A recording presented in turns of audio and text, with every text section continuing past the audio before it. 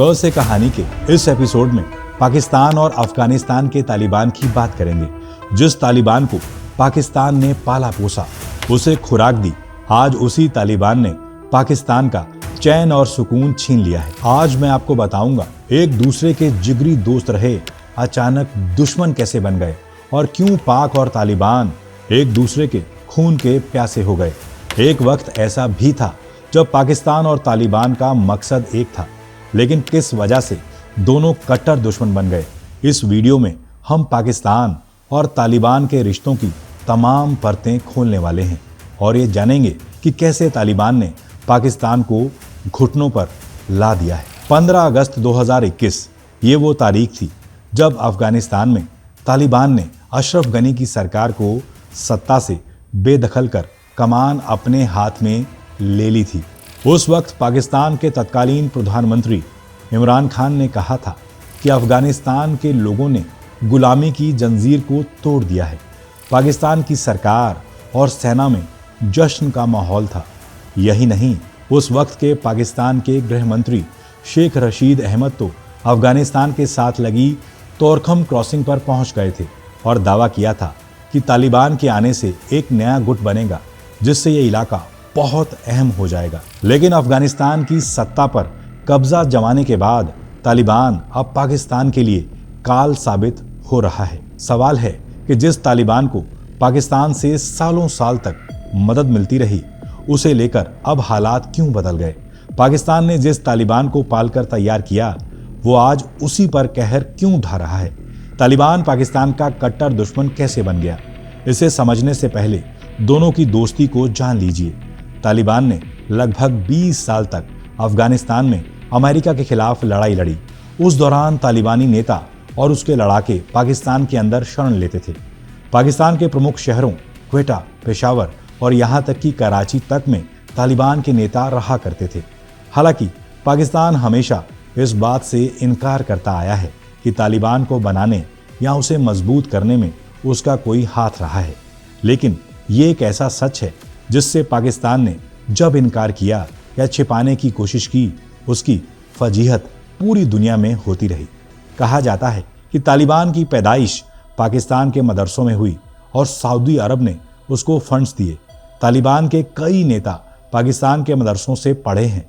इनमें दारुल उलूम हक्कानिया प्रमुख हैं, जहां से तालिबान के संस्थापक मुल्ला उमर ने भी मजहबी तालीम हासिल की थी। उसके बाद तालिबान का फैलाव पाकिस्तान और अफगानिस्तान के पश्तून इलाकों में हुआ। इन इलाकों में तालिबान ने वादा किया था कि वो शांति और सुरक्षा के लिए यहाँ शरिया कानून लागू करेंगे।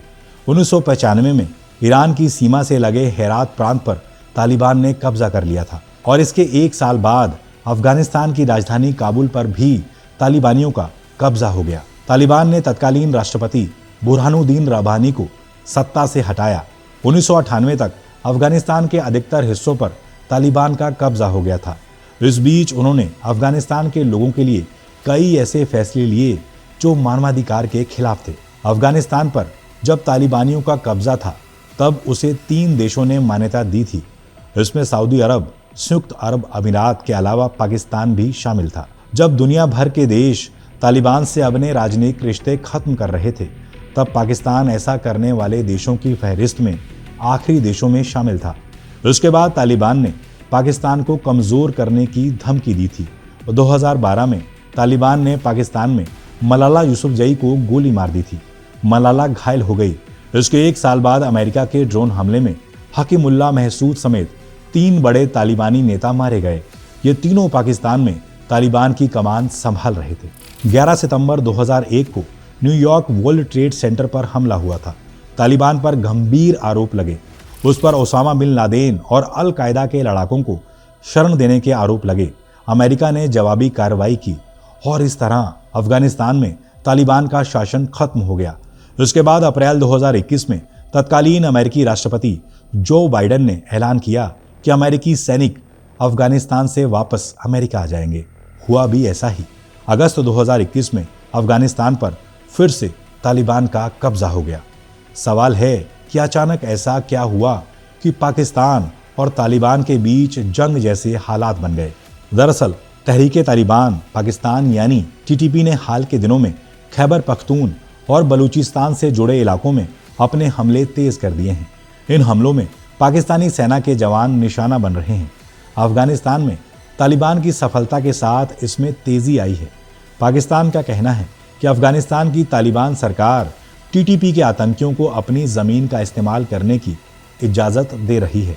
तालिबान ने इन आरोपों से इनकार किया है और उसका कहना है कि टीटीपी पाकिस्तान का अंदरूनी मामला है। दरअसल 22 दिसंबर को तालिबान के समर्थन वाले तहरीके तालिबान पाकिस्तान ने पाकिस्तान के वजीरिस्तान में हमला किया था। टीटीपी के हमले में पाकिस्तानी सेना के 16 जवान मारे गए थे। इसके बाद पाकिस्तानी एयरफोर्स ने 24 दिसंबर को अफगानिस्तान में एयर स्ट्राइक कर दी थी, जिसमें 50 से ज्यादा लोग मारे गए थे। ये सभी आम नागरिक बताए जा रहे हैं। पाकिस्तान का कहना है कि वो टीटीपी आतंकियों को निशाना बना रहा था, इसी के चलते ऐसा हुआ। वहीं तालिबान शासन ने इसे कायराना हरकत बताते हुए पाकिस्तान से बदला लेने को कहा था। महज 3 दिनों के अंदर तालिबानी सेना ने पाकिस्तान के अंदर घुसकर ऐसा तांडव मचाया कि पाकिस्तानी सेना भी हैरान रह गई। 27 दिसंबर की रात तालिबानी सेना ने बॉर्डर पार कर पाकिस्तान के अंदर बड़ा हमला किया। इस हमले में तालिबान की ओर से पाकिस्तान के कम से कम 19 सैनिक मारे जाने का दावा किया गया। वहीं पाकिस्तान की ओर से 13 तालिबानी सैनिक मारे जाने की बात कही जा रही है। टीटीपी और अफगानी तालिबान के एक दूसरे के साथ सालों साल से अच्छे रिश्ते रहे हैं। ये संभावना बहुत कम है कि अफगान तालिबान अपने इलाके में टीटीपी नेताओं के खिलाफ कार्रवाई के लिए पाकिस्तान की कोई मांग स्वीकार करेगा। ऐसी कोई भी कार्रवाई टीटीपी के साथ तालिबान के संतुलन को बिगाड़ देगी और तालिबान ऐसा बिल्कुल नहीं चाहेगा। कहा जा रहा है कि पाकिस्तान और तालिबान में मौजूदा तनातनी की वजह डुरंड लाइन विवाद भी है। तालिबानी सेना ने डुरंड लाइन पार कर पाकिस्तानी सैनिकों को मारने का दावा किया।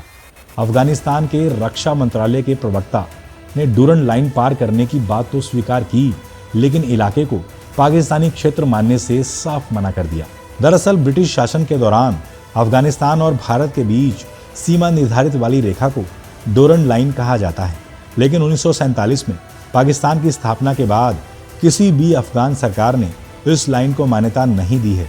पाकिस्तान ने इस रेखा पर बाड़ लगा रखा है, लेकिन तालिबान इसे मानने से इनकार करता रहा है। तालिबान लड़ाई कर कई बार इसके विरोध में हमला कर चुका है। इसके पहले 1990 के दशक में भी तालिबान ने इस सीमा को मानने से इनकार कर दिया था। मीडिया रिपोर्ट्स के मुताबिक भारत में पाकिस्तान के पूर्व उच्चायुक्त अब्दुल बासित का कहना है कि अफगानिस्तान को लेकर पाकिस्तान की नीति बुरी तरह विफल रही है। इस बारे में कोई स्पष्ट नीति नहीं है। वो कहते हैं एक ही वक्त पर दोनों देशों के बीच कारोबार और संबंध बढ़ाने की बात होती है और ठीक उसी वक्त पर हमले भी होते रहे हैं। पाकिस्तान और अफगानिस्तान की सीमा रेखा डुरंड लाइन कई दिनों से दहला रही है। डुरंड लाइन पर पाकिस्तानी फौज और तालिबानी लड़ाकों के बीच जबरदस्त जंग चल रही है। तालिबान के लड़ाके न सिर्फ पाकिस्तानी सेना को टारगेट कर रहे हैं, बल्कि पाकिस्तान के 2 प्रांतों में काफी अंदर तक घुस आए हैं। तो ये तो थी क से कहानी पाकिस्तान और अफगानिस्तान के तालिबान के बीच के रिश्तों की। आगे ये दोनों के रिश्ते कहाँ तक जाते हैं, ये देखना दिलचस्प होगा। ये कहानी आपको कैसी लगी हमें कमेंट्स में ज़रूर बताइएगा। और अगली कहानी आप कौन से देश पर या कौन सी शख्सियत पर सुनना चाहते हैं, हमें कमेंट्स करना ना भूलें। और ये वीडियो अगर आपको अच्छा लगे तो इसको लाइक और शेयर करना ना भूलिए। बहुत बहुत शुक्रिया।